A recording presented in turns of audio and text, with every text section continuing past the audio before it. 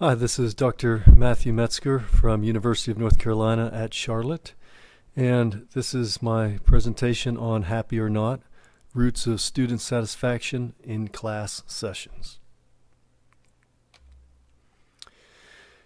This is looking at using a fast feedback device in class, and so you may have seen these devices in businesses, organizations, airports. They look, very simple setup, maybe 4 to 5 smiley faces, and then it's a way for a customer to give very quick feedback as they're passing through as to how they rate that service or experience for that day. So there's been a move towards this. This is a growing sector, partly because online surveys perhaps require too much time. A lot of these online surveys have so many questions, and consumers have grown weary of filling out long surveys, and they often just skip those. So a fast feedback button as you're leaving, say, the post office, instead of going online filling out a survey, you'd be much more likely just to hit a button. And a lot of companies believe that this can approximate the general satisfaction levels that you would get if you did more detailed surveys. So I looked at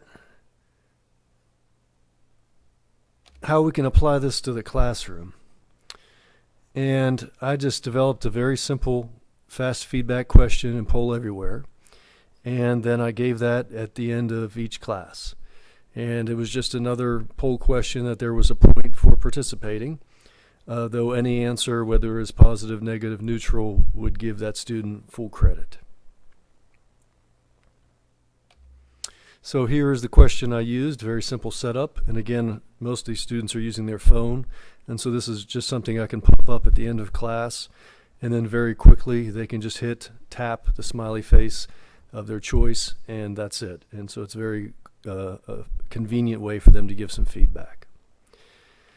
And here's a sample result. Again, this was a good result, but fairly typical for the classes I teach. And so I did this in the spring semester 2019. I had 3 large sections. It was over this one semester.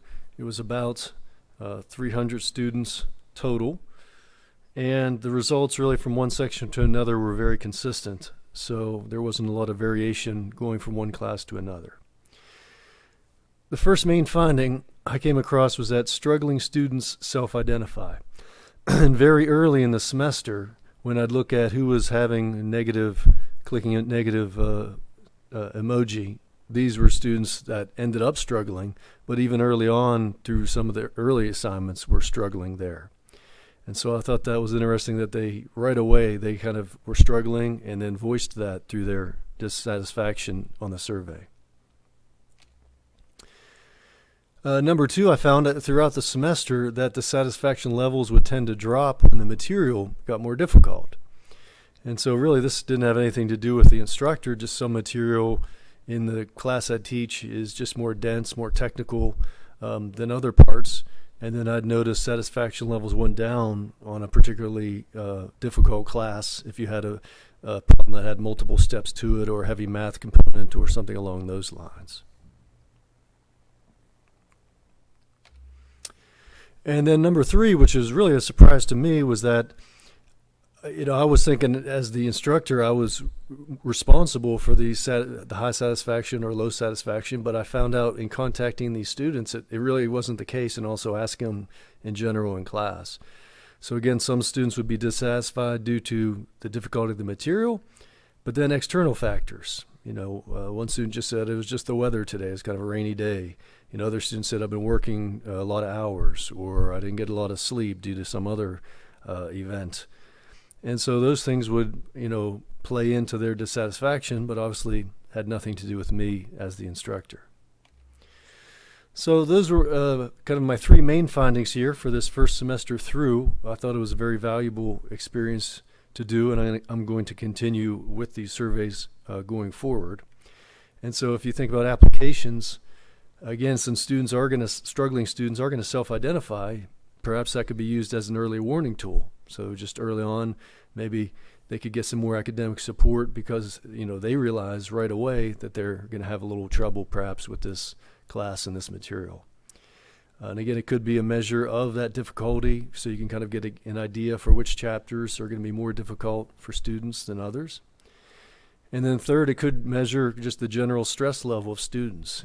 Perhaps, again, if you're getting near finals or something, maybe the outside stressors are creeping up and you might have more students that are dissatisfied, but again, due to these external factors. So that's my short presentation, and thank you. And again, this is Dr. Matt Metzgar from University of North Carolina at Charlotte.